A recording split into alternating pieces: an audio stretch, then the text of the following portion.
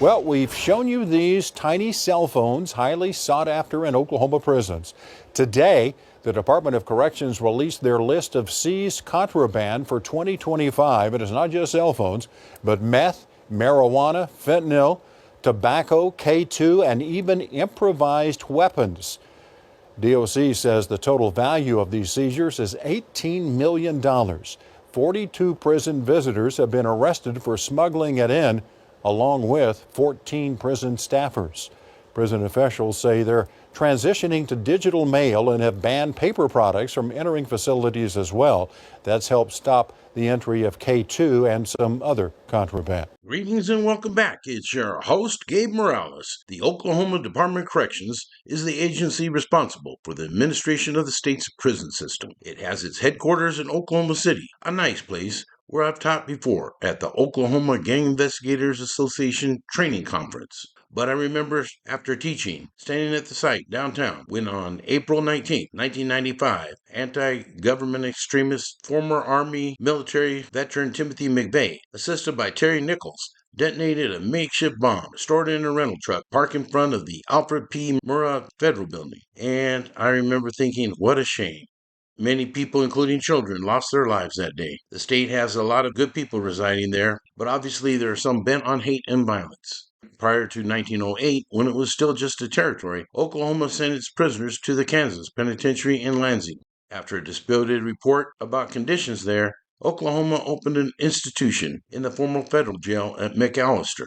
On January 10, 1967, Oklahoma created a new State Department of Corrections, consisting of a State Board of Corrections, a State Director, and 3 divisions: the Institutions Division, the Probation and Parole Division, and the Division of Inspection. The current Oklahoma Department of Corrections Director is Stephen Hart, who was appointed in October 2022. I will only cover high security Oklahoma State Penitentiary prisons within Oklahoma DOC, no federal BOP institutions located within the state in this video, nor private facilities like the deadly Holdenville prison operated by Core Civic. Although it should be noted here that there were reportedly 21 inmate-on-inmate homicides at that facility within the last 4 years alone, one of the highest in the nation. The Oklahoma State Penitentiary was nicknamed Big Mac, as it was located in McAllister.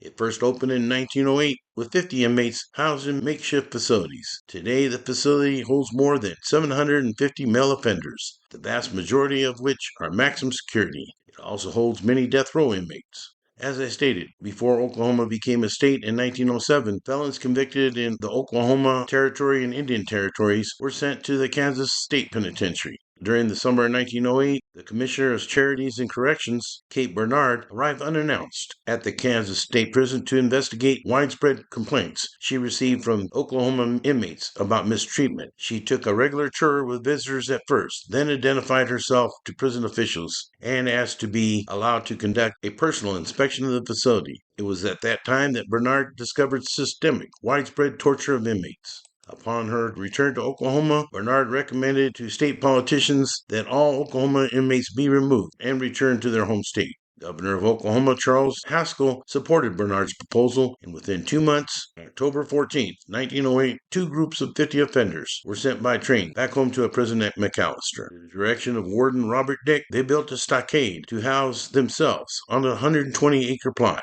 which was donated to the state by a group of McAllister citizens. The remaining Oklahoma inmates housed in Lansing were moved to USP Leavenworth, Kansas, until a permanent facility could be built. Using prison labor, the West Cell House and Administration Building were completed first. Then the Rotunda and East Cell House came later. While conditions at this prison were said to be far better than previously when Oklahoma inmates were housed in Kansas, female prisoners were sent to Kansas in the territorial days also, but were brought back and housed in a ward near the East Gate that was built in 1911 on the 4th floor of the West Cell House. The female population had grown to 26 when a separate building west of the main institution was completed in 1926. In 1983, all female inmates were moved to the Mabel Bassett Correctional Center in Oklahoma City. The Eddie Warrior Correctional Center and Hillside Community Correctional Center also house females, with each facility offering varying security levels and rehabilitation programs. Capital punishment has been legal in the state of Oklahoma since 1804, when it was known as the Indian Territory.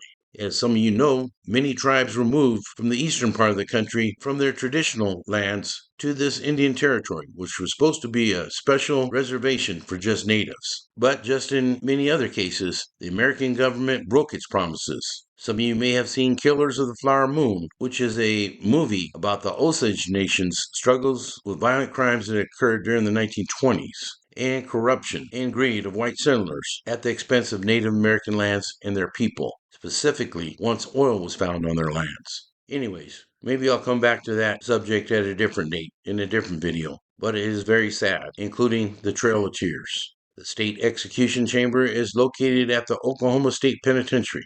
Between 1950 and 2014, Oklahoma executed a total of 192 men and 3 women. Female death row prisoners are now housed at the Mabel Bassett Correctional Center and transferred to OSP when it gets close to their execution date. 3 different methods of execution have been employed by the state over the years. Oklahoma was the first jurisdiction in the world to adopt lethal injection as a standard method. This was first used on September 10, 1990, and has now been used 120 times in the state.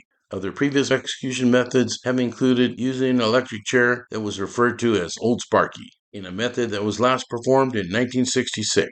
At one time, death by firing squad was also legal in the state. The first escape from behind the walls occurred at the old pen occurred on January 19, 1914.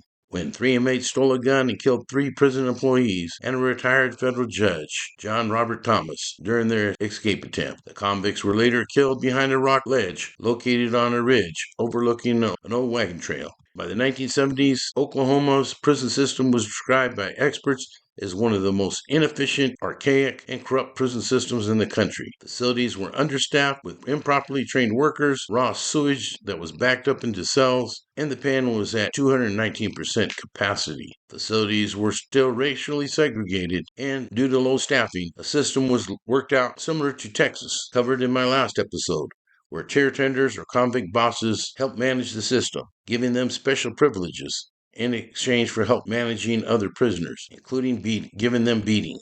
These bosses were in charge of assigning jobs within the facility and often sold them. It was a very corrupt system. For instance, black prisoners could only purchase menial labor positions, the ones that nobody else wanted. 1970 to 1973, the facility documented 19 violent deaths, 40 stabbings, and at least 44 serious beatings.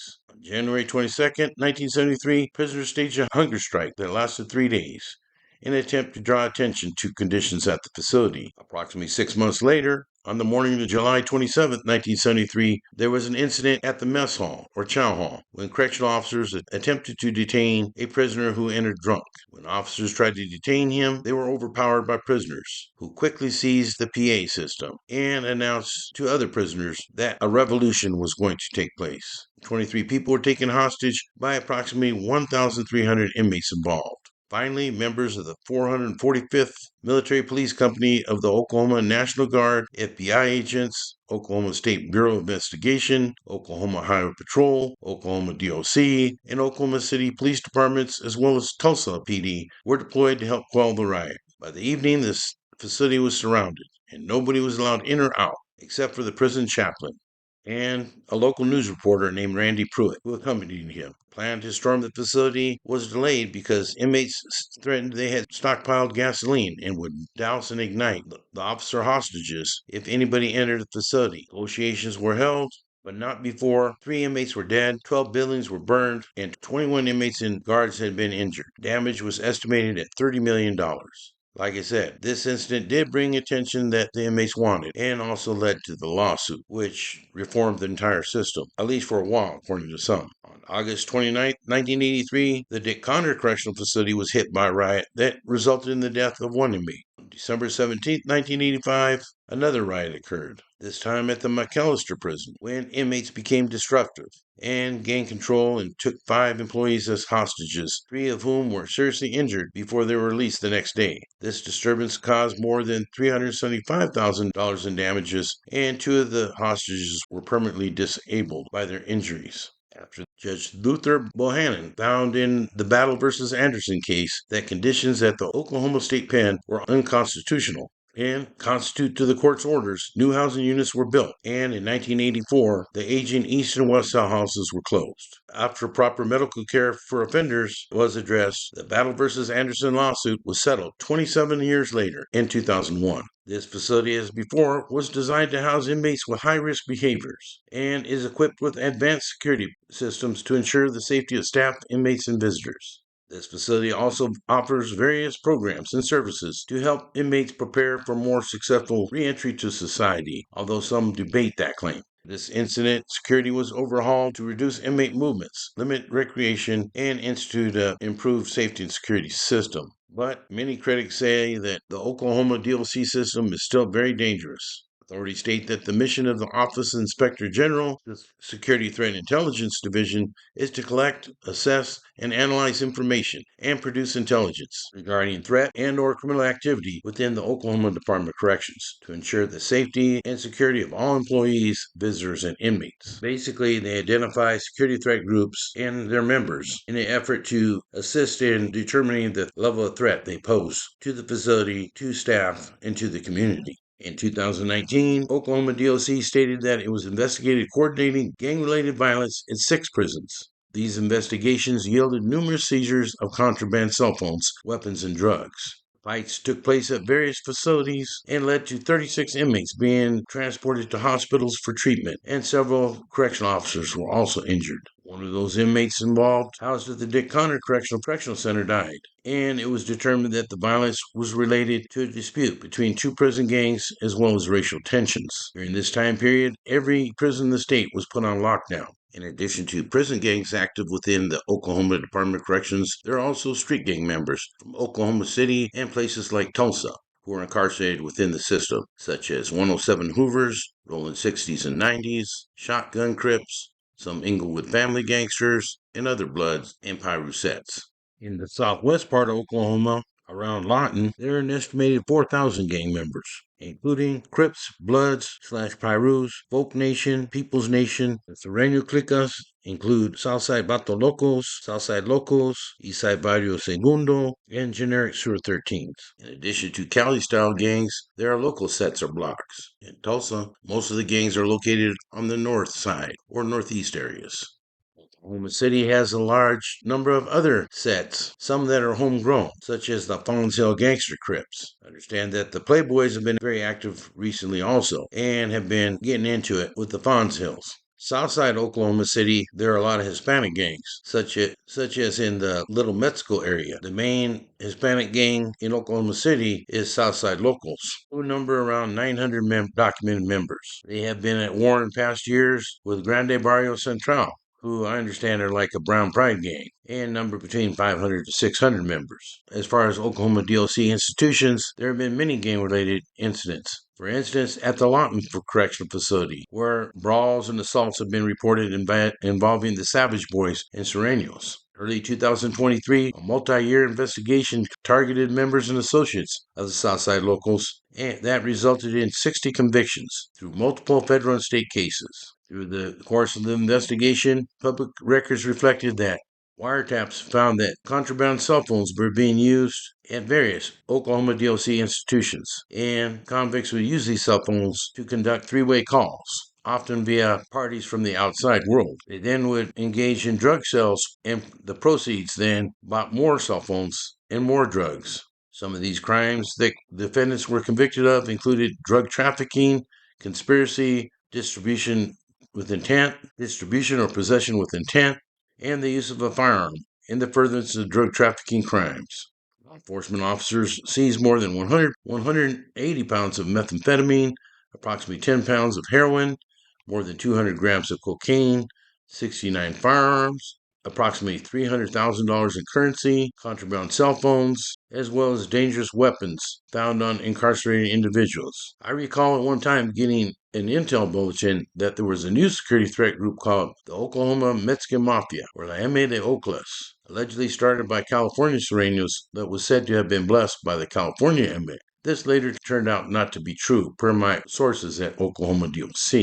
One of the most persistent problems throughout the entire state has been a white gang called the Irish Mob. They originated in Tulsa and had connections to the old Irish Republican Army. and use their mantra of Sinn Fein. They're very much into dealing methamphetamine and other violent crimes. There were several homicides connected to these guys also, but most of them were committed against their own. Several wiretaps stopped other murder for hires, including one when the killers were en route and almost there to take out their target.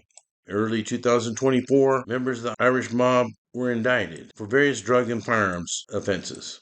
The Universal Aryan Brotherhood, also known as the Universal Family, are an active group of neo-Nazi white supremacists, mostly active within Oklahoma DOC, but they also have some gang members in federal custody after some RICO cases were brought against them. The Universal Aryan Brotherhood, or UAB, modeled itself after the principles and ideologies of the Aryan Brotherhood prison gang in California, but despite their similar name, they have no connections, nor to other groups that have Aryan Brotherhood in their name from other places, such as the Aryan Brotherhood of Texas, covered in my last episode. UAB often will have specific tattoos, such as 21-1-2, 21 for U, 1 for A, and 2 for B. I understand that there were two factions of the group, the Wood Grain and the Universal Family. Please let me know if that is correct. Like the Irish mob, they are involved in a variety of crimes, ranging from kidnapping to murder. Their primary source of income is the sale of drugs, but also things like cell phones. They are rivals of the Irish mob and have been in several battles, including deaths where individuals were dismembered. In 2022, the Oklahoma State Bureau of Investigation discovered at least 12 dismembered bodies of human remains on properties owned by Universal Aryan Brotherhood member Mikhail Patrick Bulldog Smith.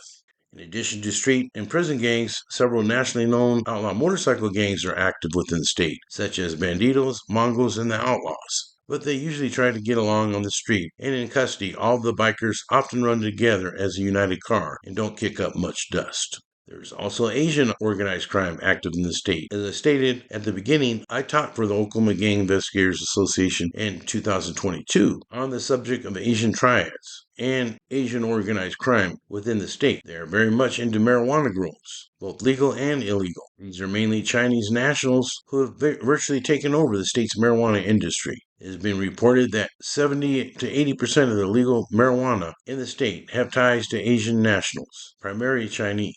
They often launder their money through local businesses. And this crackdown on criminal enterprises led to the Oklahoma Bureau of Narcotics seizing almost $2 million in marijuana plants and more than 200,000 pounds of already processed marijuana. Investigation also uncovered human trafficking rings. Often these organizations will get Chinese nationals to the United States with the promise of getting them a green card, but they have to work it off. They're then basically put into virtual slavery, where they're under watch constantly, and if the crime rings feel they act out, they'll be reported and deported. Many gangs in the state are also involved in extortion. At the core of many of these schemes are, again, contraband cell phones. In 2022 alone, over 5,200 contraband cell phones were confiscated, most of them said to have been brought in by dirty staff. These cell phones can sell for a lot of money, so I guess some compromised staff can feel they can increase their paychecks. Eventually, some of them get caught, but many of them do not because convicts state that the corruption is so deep. Gangs use these cell phones to issue threats, coordinate payments, and maintain a stranglehold over inmates and their families. There have been some recent advanced technology efforts designed to detect and disable illegal cell phones. Although last I checked, only 2 prisons were authorized to install these. The high cost of these systems range from $3 million to $4 million. But there are some good professional staff, and I've communicated with many of them, both in prisons and out on the streets, with police agencies. There's a program called Ready for Change that is made up of a series of classes focused on anger management, substance abuse, and ending gang violence. It's hard to determine sometimes whether these are public relations statements or legitimate feelings by inmates. But one stated that, "I'm staying positive. I'm staying away from the gang violence, and I'm ready for success." Oklahoma DOC states that former gang members who demonstrate good behavior during their incarceration may act as mentors in the program. As I always say, I like to leave with a positive note. I'm sorry for the delay on this video. We had a real bad storm here in Hawaii, flooding everywhere, and we had no power for about a week. But we're alive, relatively healthy for our ages. We have food, clean clothes, and a dry roof overhead. Some people lost everything, so we are still blessed. And with that, this is Gabe Morales signing off for gangsters, cops, and politicians.